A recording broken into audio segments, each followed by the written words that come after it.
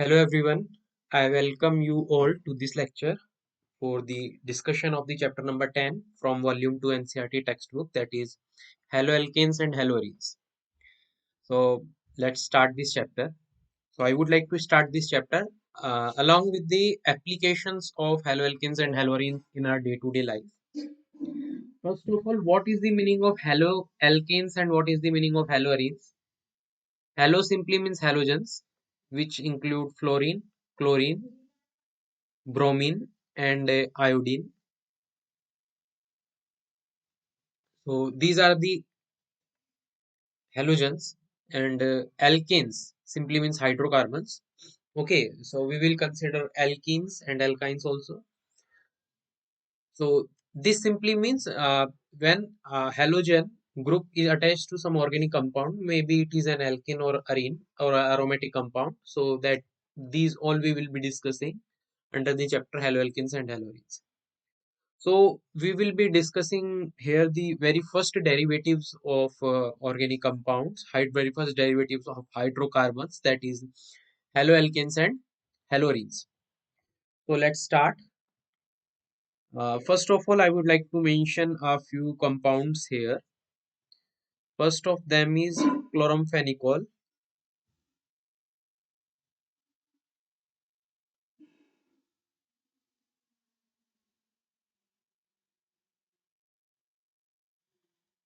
So this is one of the antibiotic used for the treatment of typhoid fever.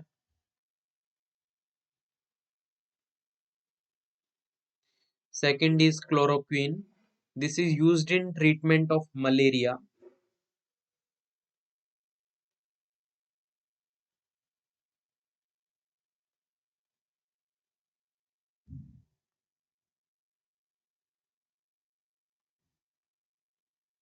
Next drug we can see here is halothane. They are general anesthetic used during the surgery.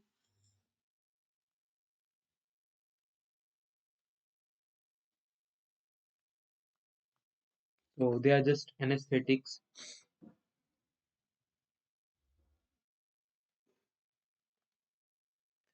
Next, fourth one we have to remember is uh, thyroxine hormone,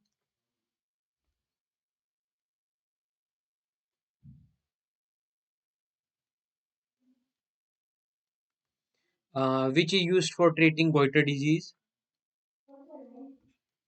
Okay, so this simply contains iodine. Okay, so these are the important compounds. Now let us move ahead with nomenclature of haloalkanes and haloarenes. Just we will brief our discussion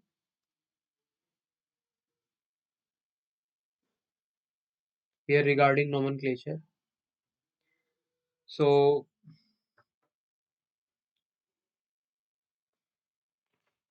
for example, CH3, CH2, CH2, Br. This will be named propyl bromide. This will be its common name.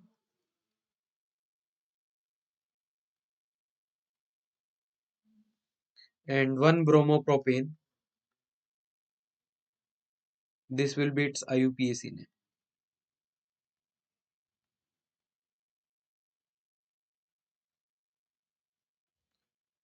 CH2 double bond CH Br.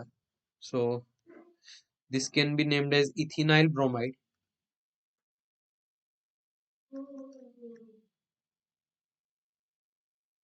or vinyl bromide,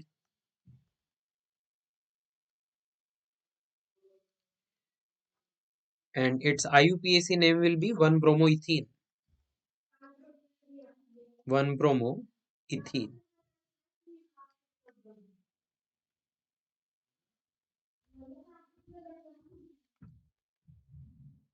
Vinyl bromide. This though you can write. Okay, next is like, let's take an aromatic compound. This can be named as bromobenzene.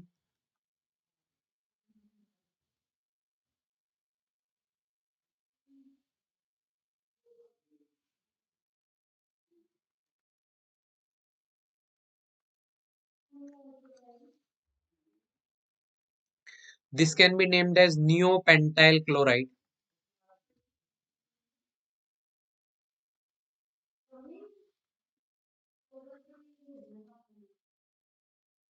Next compound, this is neopentyl chloride and its IUPAC name will be 2,2-dimethyl 1-chloro 2,2-dimethyl propane, because chlorine is also a substituent. So just we will write this all in alphabetical order. 1-chloro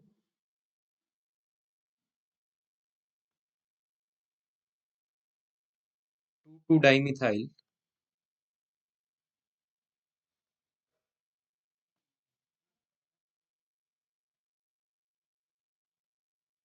propane.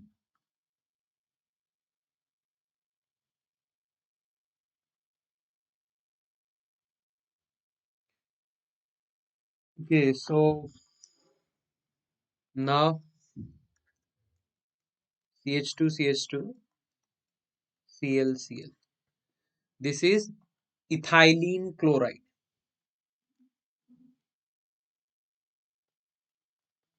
Ethylene chloride. In any organic compound, if two free valencies are there on the adjacent carbon, so that is known as alkylene.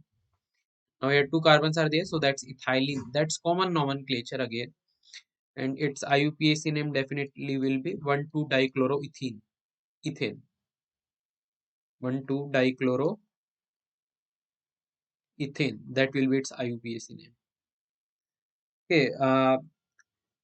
Many more compound we can discuss here. This is vicinal dihalide. We can mention here. Okay. And next is CH3 CHClCl. So this is simply this we can name as ethylidene chloride,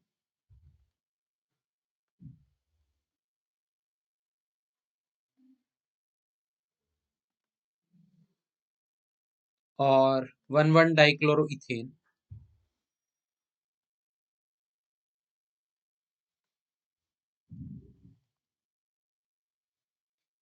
And other one is CH3C. This can be named as 1,1,1-trichloroethane,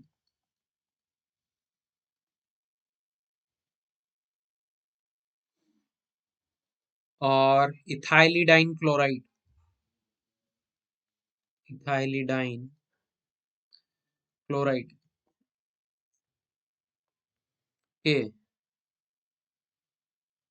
Next to this is,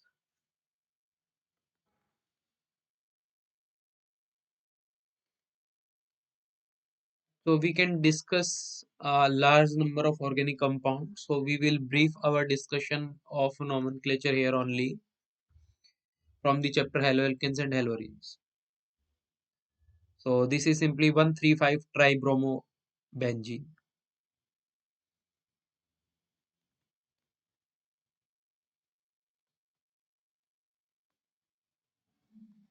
Okay. Now let us move ahead to the classification part. Let us have a look at this part also. Okay, so classification either we can do on the basis of number of halogen atoms present, and that will be like monohaloalkane.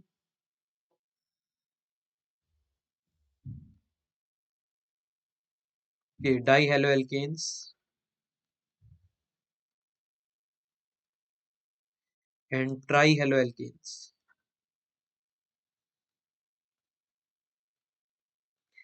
So monohaloalkane simply means the organic compound which are having one halogen group, CH3Cl C2H5Cl. Dihaloalkane like ethynyl chloride, or the haloalkane which are having two halogen groups CH2Cl CH2 Cl. Okay, so you see, this is ethylene chloride. Ethynyl will be this, and this will be a monohaloalkane only. So these are dihaloalkanes, maybe vicinal or gem. Uh, when these two carbon are attached to single carbon atom, this is known as gem dihalide or geminal dihalide. Okay. What is trihaloalkane?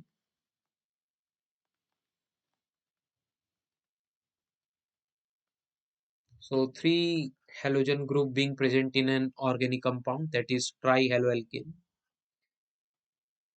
Next to this, we can classify the all the haloalkane and haloarenes as sp3 containing.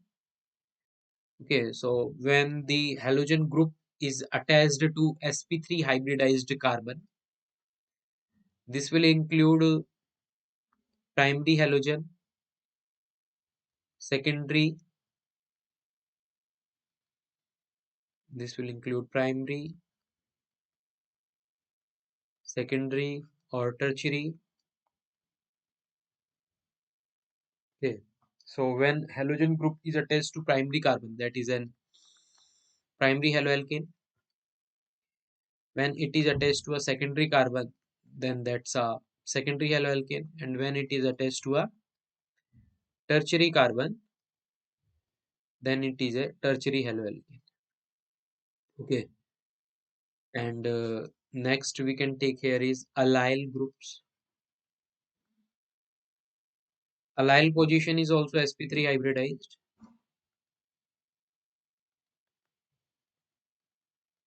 So this is allyl bromide.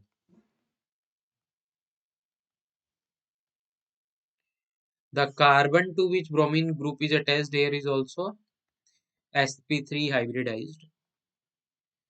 Next is sp2 hybridized. We can keep here aryl halides and vinyl halides. Vinyl halide simply means CH2 double bond CH, Br or Cl, that is vinyl halide. And what aryl halide means is benzene ring having chlorine group or something like that. That's aryl halide. Okay, so that was something about nomenclature and classification. Now let us move ahead to the next part, that is preparation of haloalkanes. So we are moving ahead to preparation part only. Okay.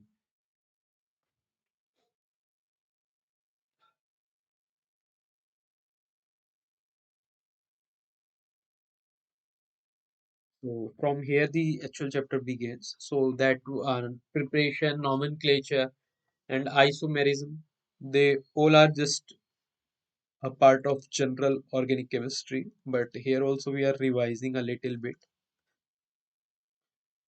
So preparation, if we talk about preparation of haloalkanes and haloarenes. So first we will be discussing here is from alcohols.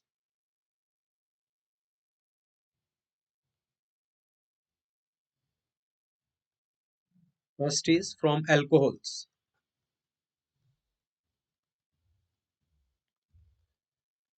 Agar from alcohols, if we will talk about from alcohols, the first method we will be using here is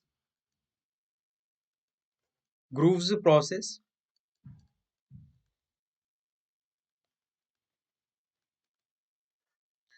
So what is Groove's process? This is also known as Lucas test. This is also known as Lucas test. So this in this process, what we are doing is we are taking a we are taking an alcohol, may it be primary, secondary, or tertiary. This is a Lucas test for what? This is Lucas test for distinguishing in between primary, secondary, and tertiary alcohol. Used for distinguishing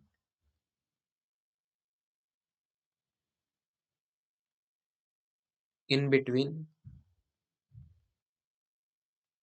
primary, secondary, and tertiary alcohols. So this we will discuss in the chapter alcohol, phenol, and ethers too. So this is a distinguished test for primary, secondary, and tertiary alcohols. So ROH, we will react it with HCl in the presence of ZnCl2, that is Lucas reagent.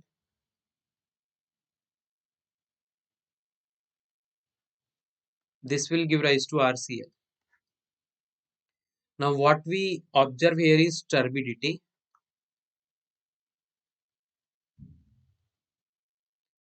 What is turbidity?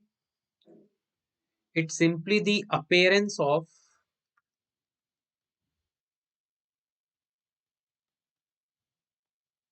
white silver mirror-like surface. White silver mirror-like surface.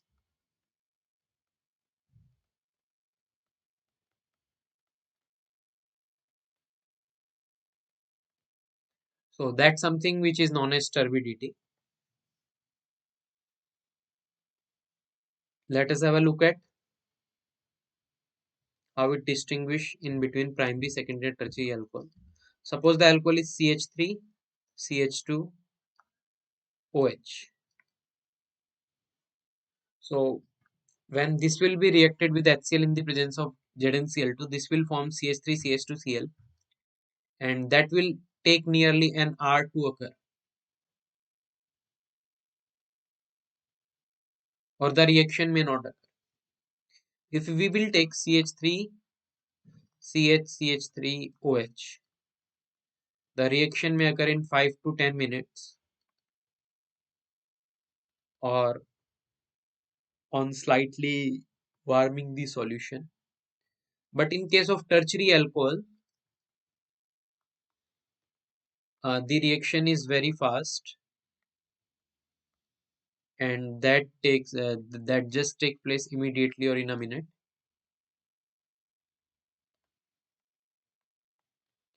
Okay, so that's about alcohols. Groove's process, Lucas test. So it is used for distinguishing in between primary, secondary, and tertiary alcohol.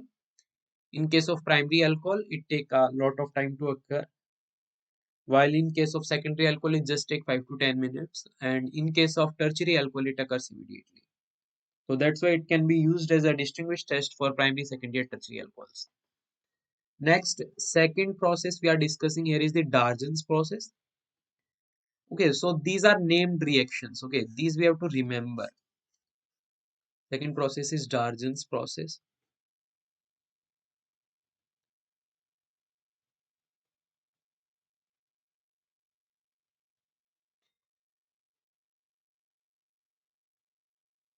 So what is Darjan's process? The reagent here we will be using is SOCl2. ROH reacts with SOCl2, and this forms RCl plus SO2 plus HCl. The products formed here are gaseous in nature. That's why this reaction is very important. And they just escape out of the container, leaving the desired product. So this reaction, according to Lee-Chatelier principle, will keep on shifting in the forward direction, forward direction, and forward direction. Hence, the reaction is nearly 100% completed, and also the reactant is also the product is obtained with very less impurity. Okay, without any impurity. So this is also one of the best method for the preparation of haloalkanes and haloarenes, because because of the nature of the products form, that is gaseous in nature. Third one is reaction with NaBr in the presence of H2SO4. This is a chemical reaction given in the NCERT textbook.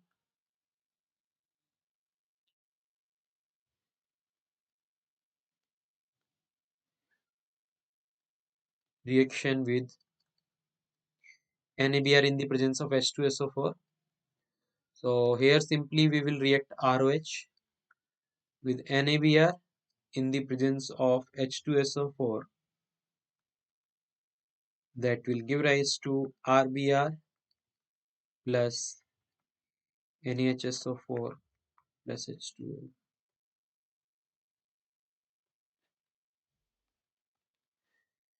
Fourth is reaction with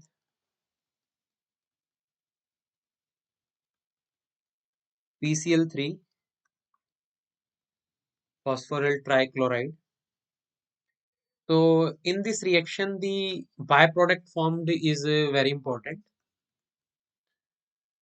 ROH reacts with PCl3, give rise to RCl along with formation of H3PO3, that is phosphoric acid. Okay. Next is reaction with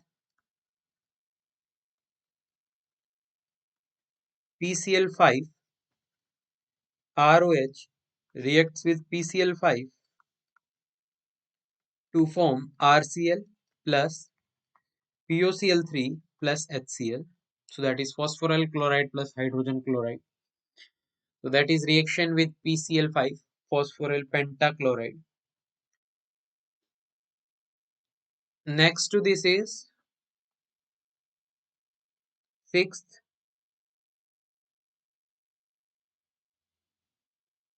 reaction with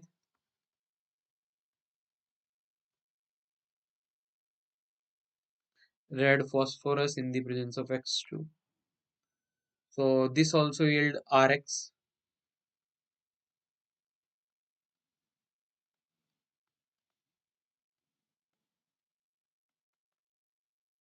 Okay.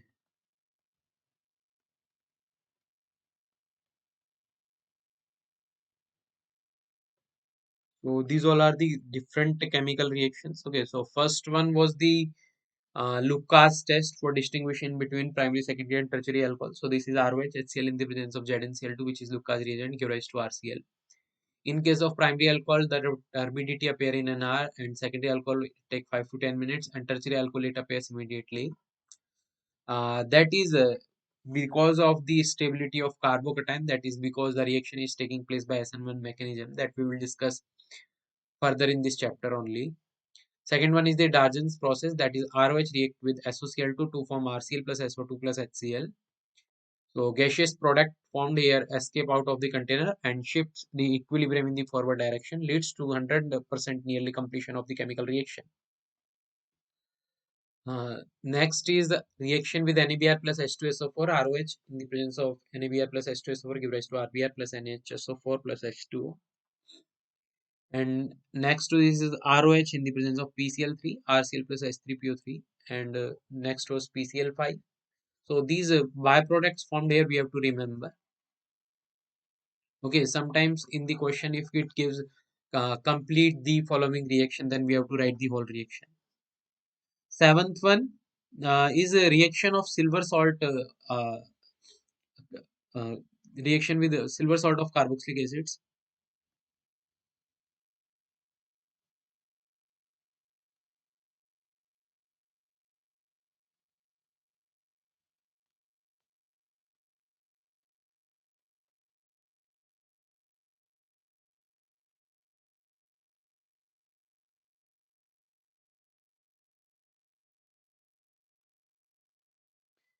So if we will talk about reaction with silver salt of carboxylic acid, that's Hunziker reaction.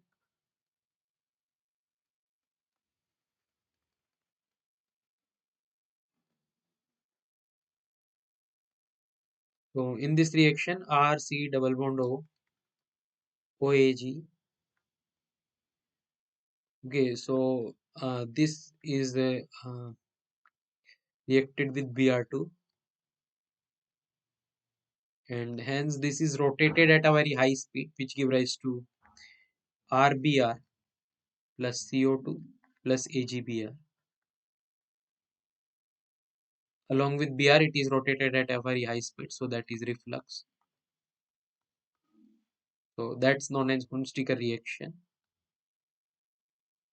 So that was from alcohols. Okay. Now let us move ahead to from alkanes.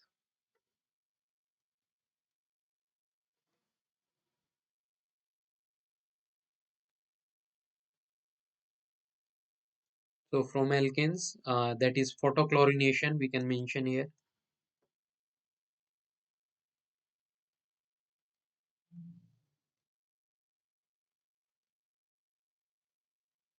If we'll talk about photochlorination,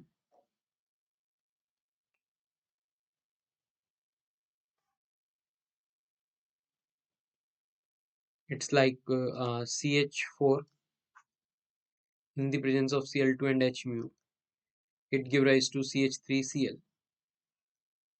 So that's something photochlorination.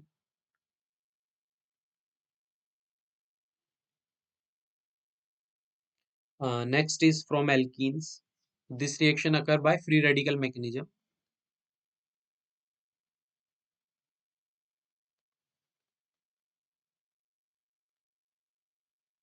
However, a mixture of products is formed here, but if CH4 is in excess, then we can consider that CH3Cl only will be formed or will be formed in a major amount.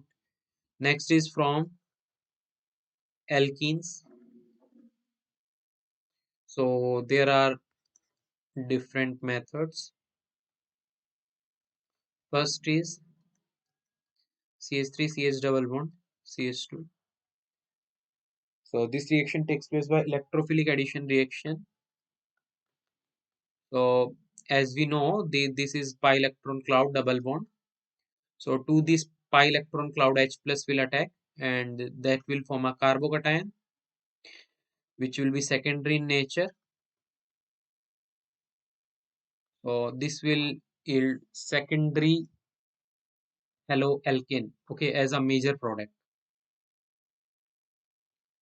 And the primary haloalkane here formed will be minor one. And this is something known as Markovnikov's rule.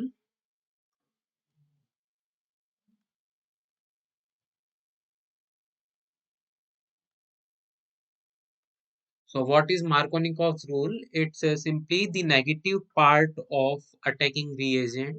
The negative part of the reagent will be attached to that carbon which is having less number of hydrogen atom. And the same we can explain with the help of electrophilic addition reaction mechanism also. Since double bond is a pi electron cloud, H plus will attack. This will form secondary carbocation. And to the secondary carbocation, bromine will be attached. Primary carbocation will be formed in a minor amount since it is less stable, because secondary carbocation is more stable. It will be formed in a major amount. So simply that's Markovnikov's rule. Okay. And second, suppose if we want the addition to occur on primary carbon, so that can occur when peroxide is taken here, HBr in the presence of H2O2. So this yields this primary haloalkane as a major product, that is the major here, and the minor here will be CH3 CHBr CH3. Yes, so this will be the minor. Okay, and this is something known as anti-MKR rule, anti-Markovnikov's rule. I will write MKR only to the Markovnikov. You have to understand. Okay, anti-MKR rule. So what anti-MKR rule says, and this is simply the negative part of the attacking reagent will be attached to that carbon which is having more number of hydrogen atoms. So here H2O2 helps in doing that. That is in peroxide. Other peroxide also we can take, benzoyl peroxide. Here I have taken the hydrogen peroxide. So this is also known as Kucherov's effect. Okay, so that's it. Third one is one more method is there from alkenes, that is unsaturation test.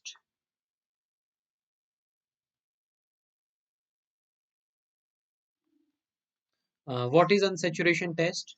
CS2 double bond CS2. So that occurs Br2 in the presence of CCl4.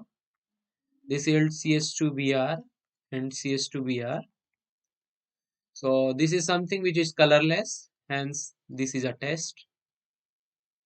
Wherever there is colors getting changed,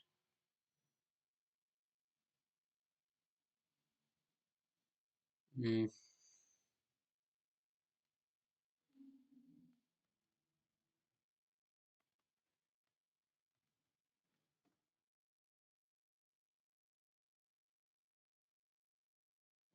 And this is orange in color, and the color change is taking place. So this act as a test for unsaturated compounds. Suppose if this is CH triple bond CH, then it would have formed, then all the four positions are occupied by bromine group. This is also colorless.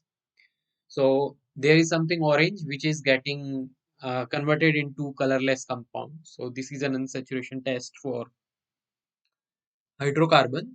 Okay, so this helps in determination of unsaturation fats also, unsaturated fats also. So unsaturated compounds decolorizes bromine water, simply we can say. Next to this is allylic addition.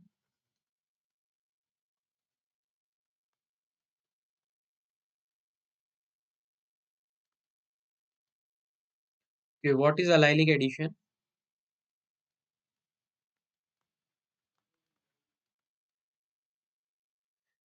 This position I am marking here with yellow color is known as allylic position with respect to double bond. So if we will react it with NBS, N-bromosuccinamide, it will form CH2 double bond CH, CH2Br. Or if we will react with it with NCS, N-chlorosuccinamide,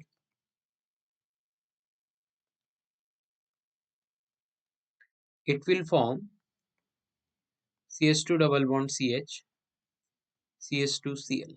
That's N-chlorosuccinamide.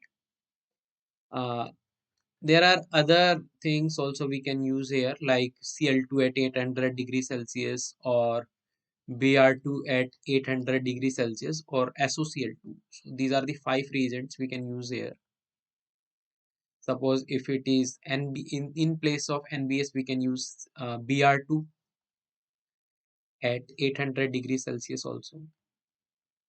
Okay, that will also give rise to an allylic added product. Or here you can use Cl2 at 800 degrees Celsius. Okay, that is also one of the reaction give rise to allylic product.